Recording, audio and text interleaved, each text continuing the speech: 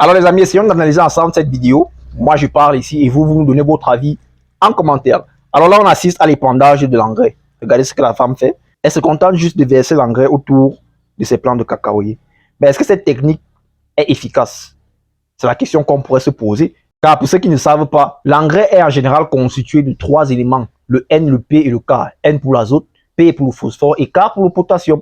Et donc, parmi ces 3 éléments-là, le premier élément qui est le N, à savoir l'azote, est un élément volatile. Ça veut dire quoi? Ça veut dire que ça s'évapore. Okay? C'est un peu comme de l'alcool ou de l'essence. Si vous prenez une bouteille d'essence, n'est-ce pas? Vous la placez là, vous l'ouvrez. Si elle est à ce niveau-ci, lorsque vous allez revenir, vous allez vous rendre compte que l'essence a diminué peut-être jusqu'à ce niveau-ci. L'essence s'est évaporée. L'essence est volatile au contact de l'air. C'est la même chose avec l'azote. L'azote est un élément volatile. C'est donc pourquoi on recommande toujours aux gens de recouvrir l'engrais qu'ils mettent en champ. Parce que là, ça permet de limiter, n'est-ce pas, les pertes en termes d'azote. Bien sûr, si vous épandez l'engrais comme elle le fait là, et que directement par la suite il pleut, ou alors directement vous avez un système d'irrigation en champ que vous pouvez actionner, là, il n'y a pas de problème. Mais si c'est qu'elle fait comme elle fait là, et peut-être qu'il vient pleuvoir dans 2 semaines ou 1 mois, et là, c'est problématique. Là, c'est très, très problématique dans la mesure où une bonne quantité, sinon la totalité de l'azote, ce sera déjà évaporé. Et là, ça constitue des pertes énormes. Là, on va se dire, bon, on a engraissé nos cacaoyers, mais on va se rendre compte que les cacaoyers ont des carences en azote. La technique d'épandage, n'hésitez pas à nous dire ce que vous en pensez en commentaire.